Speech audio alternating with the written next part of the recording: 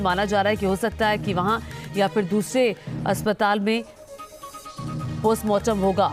और कोशिश यही है, देखिए, चूंकि ये मामला बहुत सेंसिटिव है, चूंकि इस पर राजनीति भी खूब होगी। जब असद का इनकाउंटर हुआ था तब भी राजनीति शुरू हुई। समाजवादी पार्टी ने इस एनकाउंटर को गलत बताया और उसके बाद अब जब अतीक और अशरफ की हत्या हुई है, चूंकि अब दिन चढ़ने के साथ ही पॉलिटिकल रिएक्शंस भी आने शुरू हो जाएंगे। और देखिए, बड़ी बात यह है कि अतीक के पाकिस्तान कनेक्शन का भी खुलासा हुआ, चूंकि असद के पास जो हथियार मिले, जो रिवॉल्वर मिली, वो मेड इन पाकिस्तान थी, ये जानकारी आ रही है। और कल तो जब अतीक और अशरफ से पूछताछ हुई, उस पूछताछ में जो एक बड़ा हिस्सा था वो इस बात को लेकर भी था कि ये जो हथियार पहुंचे तो क्या ड्रोन के जरिए जो पाकिस्तान से हथियार की खेप आती है वो हथियार अतीक और अशरफ के पास पहुंचे। और हालांकि जो जानकारी आई उसके मुताबिक अतीक ने माना कि उनका पाकिस्तान की खुफिया एजेंसी ISI से संपर्क में थे ये लोग, ये भी इस बात को भी माना था। लेकिन अब देखना ये होगा कि जब ये पोस्टमार्टम होता है और उसके बाद आज का दिन, चूंकि यूपी पुलिस के लिए, उत्तर प्रदेश के लिए कानून व्यवस्था के लिहाज से एक बड़ा सतर्कता वाला दिन होगा, तो ऐसे में सुरक्षा व्यवस्था को लेकर और क्या कुछ कदम उठाए जाते हैं। तो देखिए, जानकारी भी आ रही है 3 डॉक्टरों का पैनल करेगा पोस्टमार्टम और सुबह 7 बजे पोस्टमार्टम की ये प्रक्रिया शुरू हो जाएगी। और कोशिश ये होगी कि जो दफनाने की प्रक्रिया है वो भी जल्द से जल्द खत्म कर ली जाए। 10 बजे तक पुलिस की तरफ से जो जानकारी आ रही है उसके मुताबिक कोशिश होगी कि ये जो पूरी प्रक्रिया है उसको ख़त्म कर लिया जाए।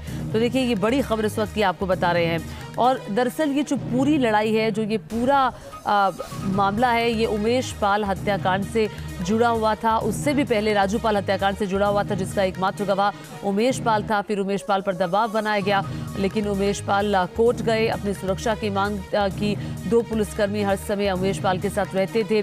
और उसी मामले में चूंकि राजू पाल हत्याकांड में लगातार उमेश पाल ही, ये पूरी बात मैं आपको बताऊंगी, लेकिन इस बीच एक बड़ी जानकारी आ रही है। अतीक अहमद हत्याकांड से जुड़ी हुई हमलावर पहले भी जा चुके हैं जेल, अलग अलग मामलों में। अतीक हत्याकांड से जुड़ी इस वक्त ये बड़ी जानकारी, जो 3 हमलावर हमें तस्वीरों में दिखाई दे रहे हैं, ये अलग अलग मामलों में पहले भी हमलावर जेल जा चुके हैं। श्याम तिवारी जुड़ गए हैं हमारे संवाददाता और ज्यादा जानकारी के साथ। श्याम, जरा इन तीनों के बारे में जो जानकारी आ रही है कि अलग अलग मामलों में ये जेल जा चुके हैं, किन किन मामलों में गए हैं, क्या इनके नाम है, क्या जानकारी मिली है? देखिए, आपको बता दें कि इन तीनों के बारे में पुलिस अभी बहुत कुछ खुल करके नहीं बता रही, लेकिन पुलिस सोर्सेज से ये बात निकल करके सामने आई है कि तीनों ही अलग अलग मामलों में जेल जा चुके हैं। पुलिस की इन्वेस्टिगेशन अभी जारी है, क्योंकि पुलिस के अधिकारियों को ताकीद किया गया है कि वो मीडिया से भी बात न करें।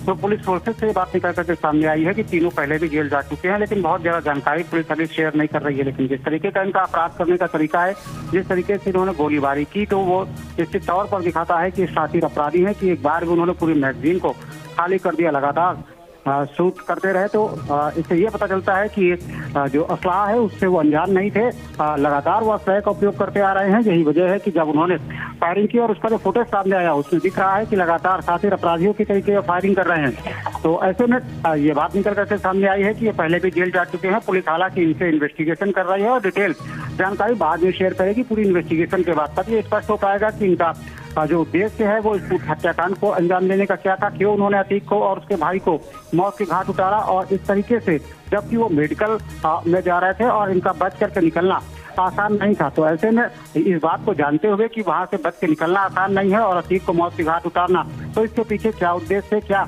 अतीक की इनसे पहले पुरानी कोई अदावत रही है, या इसके अलावा अतीक इनके ऊपर कोई जुल्म कर चुका है, या फिर अतीक जिस तरीके से नए खुलासे कर रहा था, जिस तरीके से पुलिस ने उसकी रिमांड ली थी और लगातार पुलिस के सामने नए तथ्य सामने आ रहे थे, निकल करके सामने आया कि जिस तरीके से पाकिस्तानी हथियारों का इस्तेमाल अतीक करता था, और उसने इस बात को स्वीकार किया कि पंजाब से ये हथियार वो मंगाए जाते थे।